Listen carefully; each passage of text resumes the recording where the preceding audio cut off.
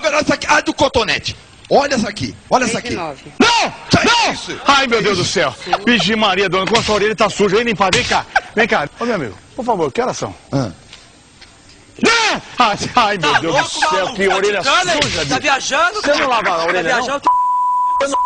Olha o cotonete. Ô, calma, ô, limpa o cotonete, ó, cotonete, vem cá. Onde é que fica a prefeitura aqui? Prefeitura? Ah. Você dá esse aqui... Não! Ai, meu Deus do céu. Que orelha suja, bicho. Deixa eu ver, vem cá, vamos limpar com um cotonete aí. Vem aqui. Vai limpar você também, vem cá, vamos limpar. Ô, Grande, que horas são, por É favor? muito bom, cara. Ai, meu Deus do céu, que orelha, que orelha tá suja, rapaz. Fica suja, Olha, tá encardido, vamos limpar com um cotonete. Você tem horas aí, por favor? Ai, meu Deus do céu. Nossa, calma aí. Tua orelha tá suja. Você tem horas, por favor? São 13h25. Fala mais alto, o que eu não escuto? Sensacional. 13h25. É? Isso. Sensacional. Não! Ai, meu Deus do céu. Ai, que orelha suja que você tá, bicho. Tá suja. Você não toma banho, não?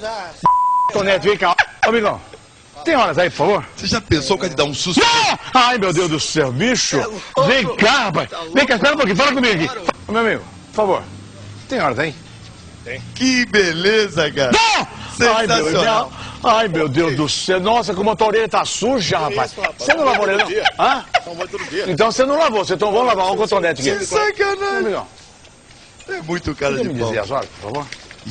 Não! Ai, meu Deus do céu, rapaz do céu. Você não lavou a orelha, não? Tá suja, bicho. Ó, o cotonete, vamos limpar a sua orelha aí. Não, eu tô fazendo a limpeza da população. Hã? Deixa eu limpar. Espera, deixa, meu amigo. Onde é que fica a prefeitura aqui? Não! Ai, meu Deus do céu.